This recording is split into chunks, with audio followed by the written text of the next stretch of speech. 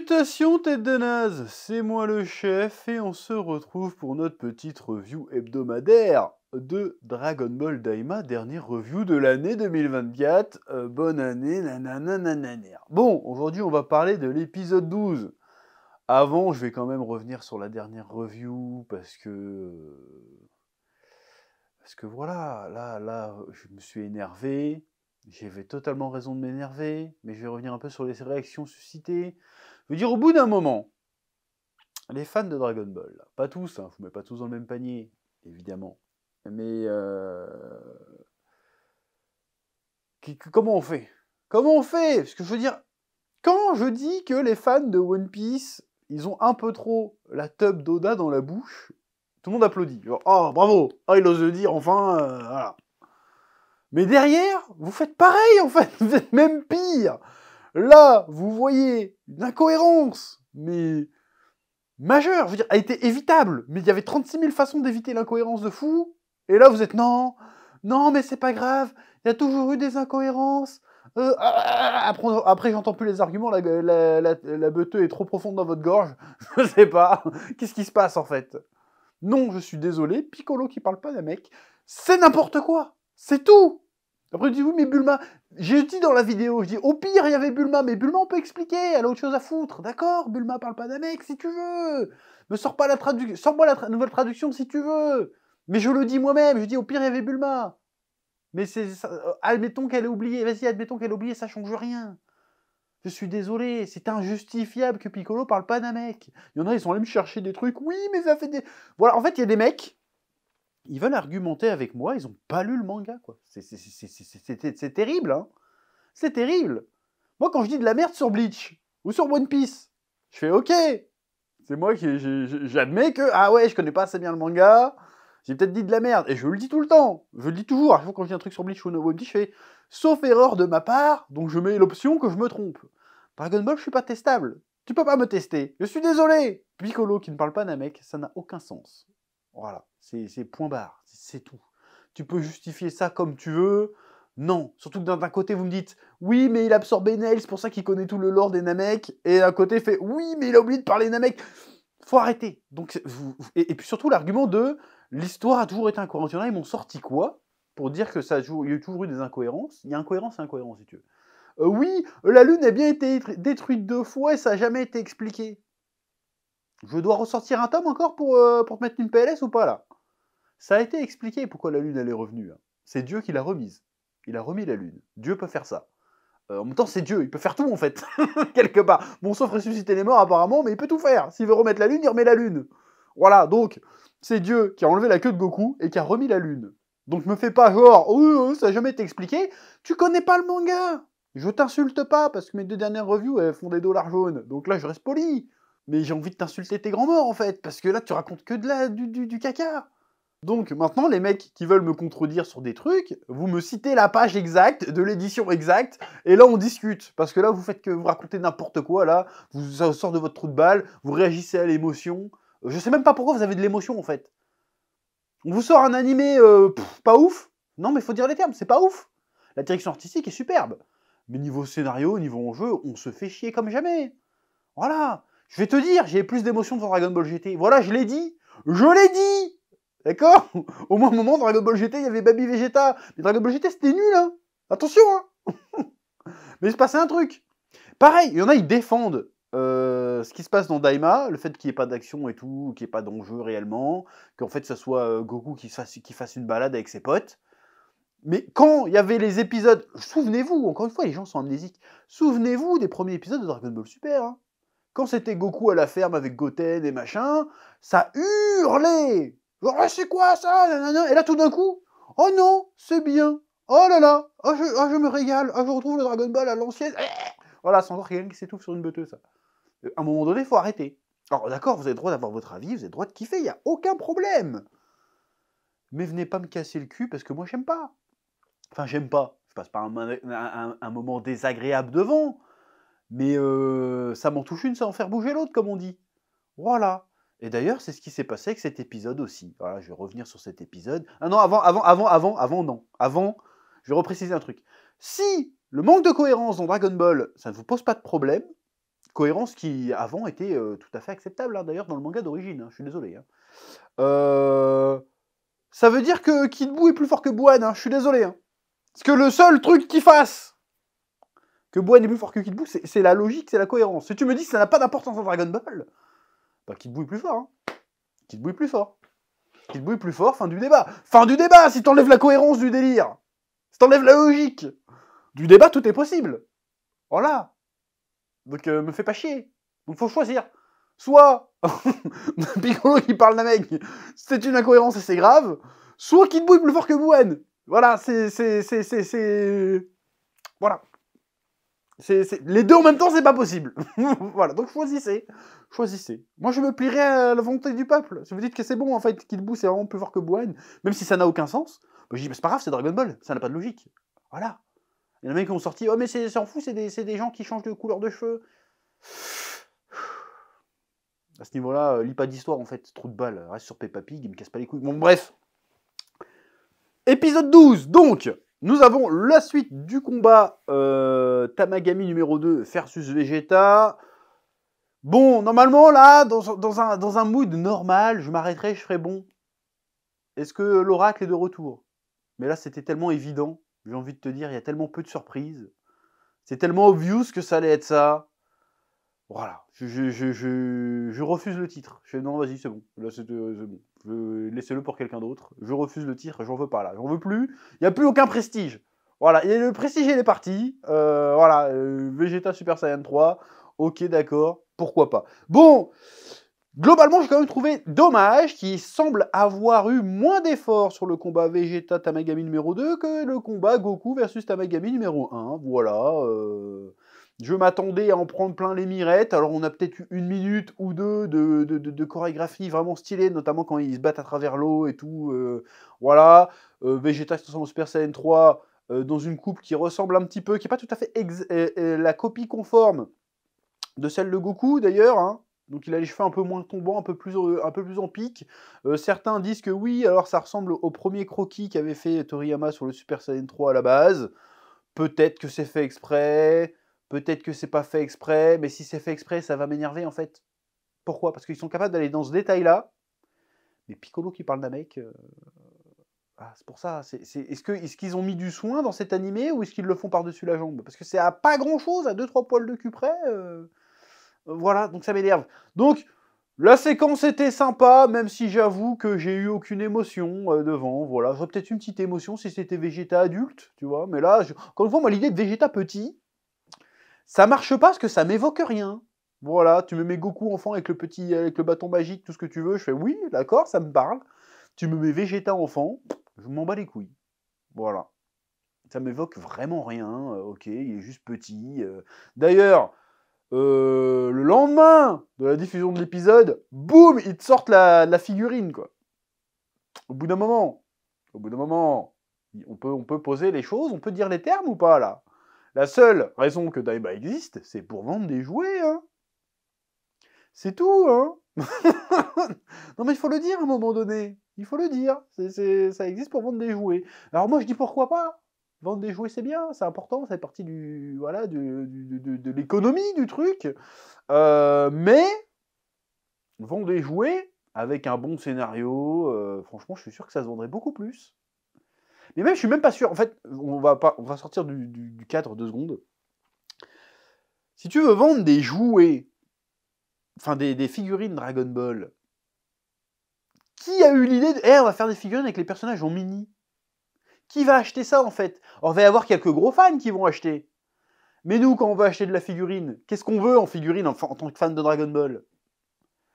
On veut du Majin Vegeta méga musclé, on veut du Broly, on veut à la limite du Jiren, tu vois? C'est ça qu'on veut. On veut pas du petit bonhomme comme ça. On s'en bat les steaks. On veut du Gogeta, on veut du Végéto, on veut du Goku Black. On veut pas du petit Goku petit, oui, il nous évoque. Mais du petit Vegeta, on s'en branle, en fait. Donc je sais pas, c'est quoi le côté marketing qu'il y a derrière, je ne sais pas. Je comprends pas la logique, en fait. Enfin bref. Donc là, en fait, les gens, maintenant, là, ils aiment ce qu'il y a dans Dragon Ball Daima. les mêmes choses qu'il détestait dans Dragon Ball Super. Et je ne comprends pas qu'est-ce qui s'est passé. Alors je sais, il y a le côté émotionnel parce que Toriyama, il a canné. D'accord, mais au bout d'un moment, je comprends pas en fait. Je ne comprends pas, c'est quoi le problème. Bon bref, je vais pas reprocher à l'épisode de manquer un peu de scénar, parce qu'en fait c'est un épisode centré sur la bagarre. Hein. Bagarre, somme toute assez sympathique. Un peu moins du côté de Majinku, hein. Majinku, je vais dire Majinku, ça lui va bien Majinku. D'ailleurs il y a une théorie qui dit qu'il va y avoir un troisième Majin, il va s'appeler Pou, ou Pu, ça va faire Pu du cul. J'ai envie de dire pourquoi pas, c'est possible. Tout est possible. On voit qu'il commence à avoir un style de combat qui rappelle un peu celui de Majin Buu. Par contre, niveau puissance, c'est assez... je veux dire que le combat est un peu feignant niveau puissance. Parce qu'on sent pas, comment dirais-je, il n'y a pas de puissance évocatrice, si tu veux. Dans le combat Vegeta Tamagami numéro 2, à un moment, Vegeta, bon, il se transforme, il a les bras croisés, il flex un petit peu, il met un coup de pied, t'as l'océan qui se coupe en deux, tu te dis, ok, là il y a de la puissance, il se passe quelque chose. Dans le combat Majinku versus Tamagami numéro 1, bon, c'est pas super impressionnant, pourtant tu sens que le Tamagami numéro 1 est peut-être le plus fort des Tamagami, tu sens qu'il y a un délire. En plus, il leur a rajouté des transformations, là il brille en tout rouge, l'autre il brille en tout bleu, ou en vert, je sais plus. Bon, le numéro 3 a pas eu tellement de... D'ailleurs, j'ai dit numéro 1 qui se bat, que Goku se battait contre le numéro 1. Non, il se battait contre le numéro 3, Goku, pardon, je corrige. Avant qu'on mette un commentaire, il a même pas suivi. Sale chien. Bon, bref. Bon, le combat manquait un peu d'intensité, voilà. Puis il y a un délire comme quoi, à un moment donné, il allait pour l'achever, il fait « Oh, non, je veux ma tablette de chocolat. » Donc, on insinue peut-être qu'il a besoin de sucreries pour se battre. Bon, et puis apparemment, il n'a pas les mêmes pouvoirs que Majin Buu, parce que Majin Buu leur dit « Je veux du chocolat, je te transforme en chocolat, je te bouffe. » Lui, non, il n'a pas ce genre de pouvoir-là, il peut juste se changer en élastique, en boule, machin, donc il a une technique de combat assez loufoque, assez rigolote, mais pas super impressionnante pour le coup, mais en même temps, on sent qu'il n'est pas, comment dirais-je, ce qui était intéressant avec la technique de combat de Majin Buu, c'était le côté, il est à la fois loufoque, mais en même temps hyper violent et hyper cruel. Là, en fait, non, parce que tu sens que le personnage, il a presque bon fond, tu ne sens pas qu'il est maléfique. Mais là, j'ai envie de te dire un truc, il y a la deuxième partie du défi qui était assez intéressante, où on voit, l'autre, vas-y, ton deuxième défi, c'est un calcul mental de bâtard. Évidemment, Majin Q, comme il est complètement débile, bah, il n'a pas suivi, mais Majin Du, non, c'est Majin Du et Majin Q. Non, le Q, c'est le Sabaimen. Et l'autre, c'est Du. J'ai confondu, là, me casse pas les couilles. Bref. Donc le Majin Du est complètement débile, et Majin Q, il a réussi à calculer. Donc tu vois qu'il est déjà plus intelligent que le reste. Et il y a Rinsu qui le méprise. En fait, c'est grâce à lui qu'ils ont gagné. Mais Rinsu fait « Ah, de toute façon, tu sers à rien. » Et le gars, il fait « Ah, c'est pas grave. » Et il reste gentil. Alors, normalement, un scénario normal, je me serais dit, là, il y a un truc à creuser. Peut-être qu'à un moment donné, le Majin Q, il va arrêter d'être gentil. Parce qu'il est méprisé, il n'est pas reconnu à sa juste valeur. Peut-être qu'à un moment donné, il va péter un câble.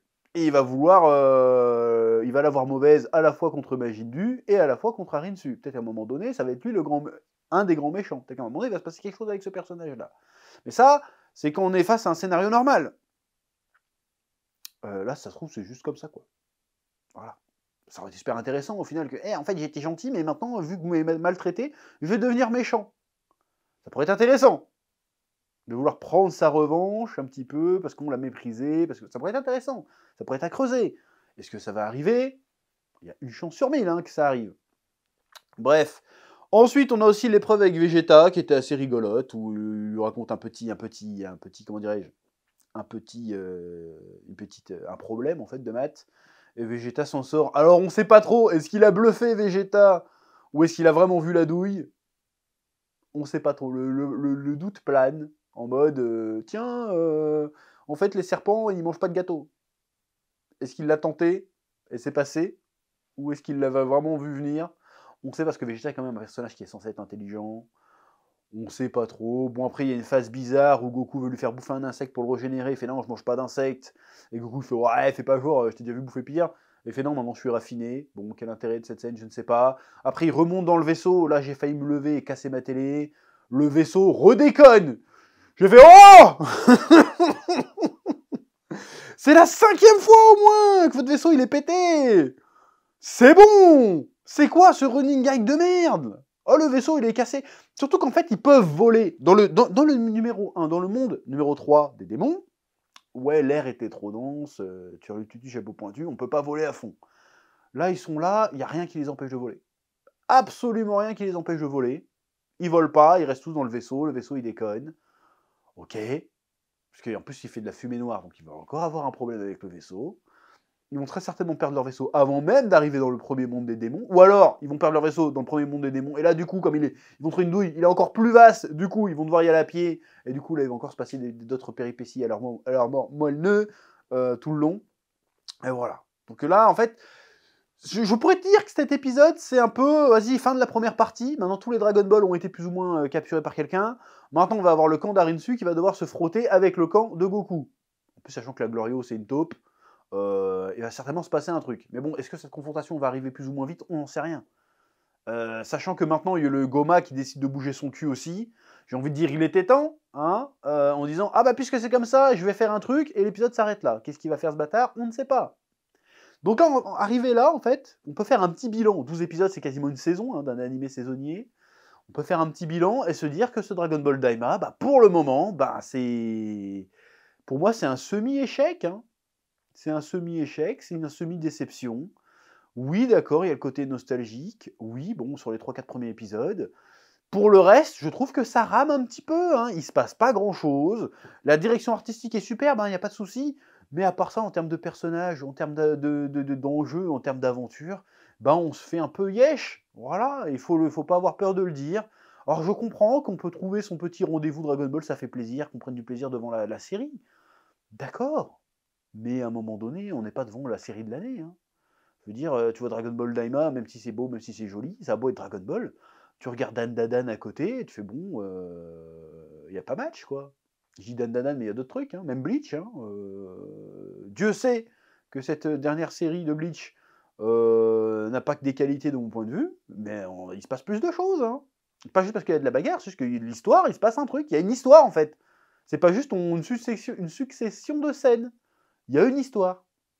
Il y en a, ils comprennent pas le machin. Et tout le truc qu'on me dit depuis le début, non mais attends, faut être patient. Ça fait 12 épisodes. Ça fait 12 semaines. Un truc comme ça qu'on est dessus. Bon. À partir de quel moment? Après, ça peut toujours se réveiller. Hein. Ça peut toujours se réveiller. Il y aura sûrement des fulgurances, comme il y en avait dans Dragon Ball Super. Comme il y en a eu dans Dragon Ball GT d'ailleurs. Il y a des fulgurances. Mais bon, s'il faut se taper 10 épisodes où il se passe rien pour avoir un épisode un peu cool, est-ce qu'on peut dire que c'est une bonne série? C'est la question qu'il faut se poser. Voilà, et je trouve dommage que, ok, on a eu Vegeta Super Saiyan 3, et alors? Après, il y en a qui se prennent la tête en mode, oui, pourquoi elle l'a jamais utilisé? Bon, déjà, on sait pourquoi ça apparaît jamais dans l'animé Super Saiyan 3. Même Goku l'utilise dans un épisode, je crois, le Super Saiyan 3, peut-être 2, dans Dragon Ball Super. C'est parce qu'en fait, c'est une galère à animer, c'est tout. Hein. C'est ça l'excuse. Le Super Saiyan 3 est une galère à animer, du coup, on le sort jamais, voilà, c'est tout. C'est pour ça qu'ils ne le sortent jamais à la base. Pourquoi Vegeta l'utilise plus? Il y en a qui me disent oui, mais c'est parce que ça draine trop de puissance. Voilà, en fait, il faut savoir, les gens. Parce que les mêmes gens qui essayent de justifier le fait que Vegeta n'utilise jamais le Super Saiyan 3 dans les autres séries utilisent la logique qui, selon la même logique, bah Piccolo devrait parler d'un mec, en fait. Et plein d'autres trucs hein, qu'on a eu dans la série. Faut savoir, les gars, c'est logique ou c'est pas logique? Moi, j'ai envie de te dire que Vegeta le Super Saiyan 3, on s'en bat les steaks. De toute façon, il utilise des trucs bien supérieurs. Même Goku n'utilise plus le Super Saiyan 3 depuis longtemps. Donc on s'en bat les couilles. À ce moment-là, il n'utilisait plus le Kaioken pendant 20 piges non plus. Hein. Et puis tout d'un coup, en fait, je me souviens de cette technique. Voilà, c'est pareil. Il y a des trucs. Moi, en fait, il y a des trucs qui sont. Il y a des niveaux de cohérence. Voilà, c'est pas une incohérence qu'il n'utilise pas le Super Saiyan 3. En soi. Il l'utilise pas, c'est pas dramatique. Il y a d'autres solutions. En revanche, Piccolo qui parle pas d'un mec, là, il y a un problème. Là, ça change un truc fondamental, en fait, je trouve. Bref. Donc, un épisode, bah, sympatoche, si tu veux. Hein? Sympatoche. Où il se passe rien de fou. Mais, bon, voilà. En fait, c'est ça, en fait. Dragon Ball Daima, c'est ça. Sympatoche, mais il se passe rien de fou. C'est dommage, c'est dommage le fromage. Je te fais des rimes à la con qui servent à rien. Voilà. Bon, je vous laisse le soin de me dire ce que vous en avez pensé dans les commentaires de cette dernière review de l'année.